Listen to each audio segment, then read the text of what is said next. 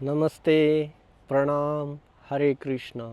इस शनिवार को 25 जनवरी है सत्तिल एकादशी या माघ कृष्णा एकादशी या इसको त्रिस्पर्शा एकादशी भी बोलते हैं।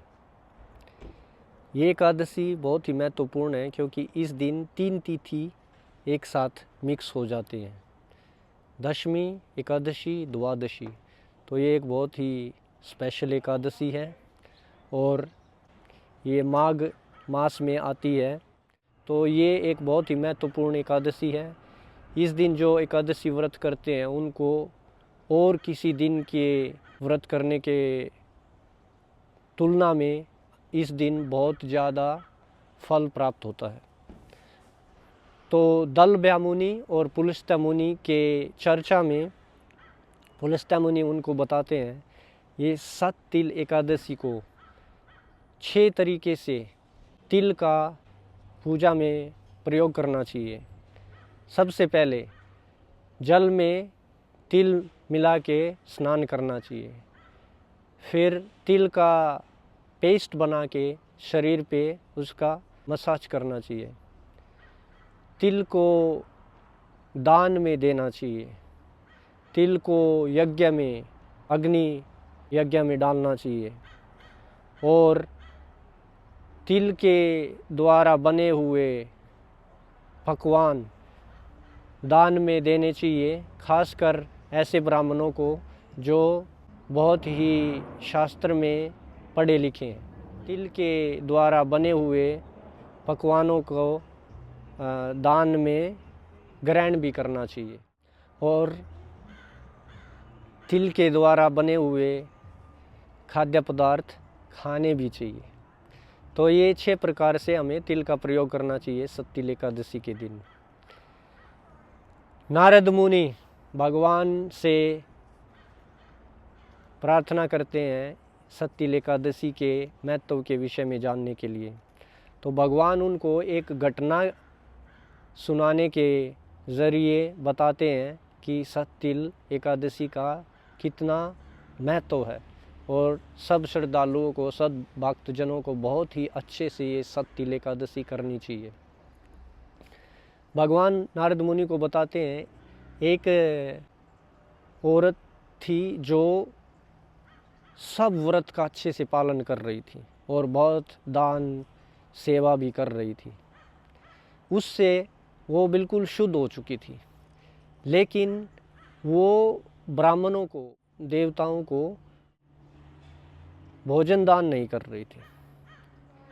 तो भगवान ने ये नोटिस किया और भगवान उसको टेस्ट करने के लिए आए।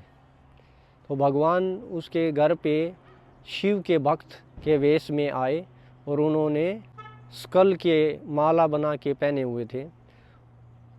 तो उन्होंने भिक्षा मांगी उनसे। तो वो माता ने पहले तो पूछा आप कौन है, कहाँ से आए हैं, और फिर गुस्से में उन्होंने उनको कुछ भिक्षा देने के अलावा मिट्टी उठा के उनके भिक्षा पात्र में मिट्टी डाल दिया। तो भगवान वहाँ से चले गए और भगवान ने, क्योंकि उन्होंने मिट्टी भगवान के भिक्षा पात्र में डाला, तो भगवान ने उनको बहुत ही भव्य घर बना दिया वैकुंठ में, जहाँ वो वैकुंठ जाने के बाद रहेंगी। जब ये लेडी वहाँ वैकुंठ पहुँची और उन्होंने देखा कि हमारे घर में कुछ नहीं है, खाने का कुछ आइटम नहीं है और भी कोई सुविधा नहीं है, लेकिन बाहर से बहुत सुंदर घर बना हुआ है, तो उन्होंने भगवान से प्रश्न किया कि ऐसा क्यों है। तब भगवान ने उन्हें बताया कि आपके द्वार पे देवों की पत्नियां आएंगी आपको देखने के लिए, कौन नए इधर आए हैं। जब वो आए, उनको घर में प्रवेश करने से पहले उनको पूछिए कि सत्तिल एकादशी का महत्व बताइए। देवों की पत्नियां आए, लेकिन जब इन्होंने द्वार नहीं खोला और ये प्रश्न किया सत्तिल एकादशी का महत्व बताइए, तो उन्होंने उसमें ज़्यादा इंटरेस्ट नहीं लिया और वो वापस चले गए। कुछ टाइम बाद एक देवी वापस आई और उन्होंने उनको सत्तिल एकादशी के विषय में बताया, उसका क्या महत्व है। सत्तिल एकादशी का व्रत करने से हम सब पापों से मुक्त हो जाते हैं। और ये ही नहीं, हमें मुक्ति भी प्रदान होती है और हम वैकुंठ जा सकते हैं, भगवान के घर जा सकते हैं, भगवान के साथ रह सकते हैं सत्तिल एकादशी का व्रत करने से। इसीलिए हम सभी को सत्तिल एकादशी का महत्व समझना चाहिए और इस व्रत को बहुत ही अच्छे से हमें पूरा पालन करना चाहिए, जिससे कि भगवान हम पे प्रसन्न होंगे और हम पे कृपा करेंगे, हमारी भक्ति बढ़ेगी, हमारा प्रेम बढ़ेगा।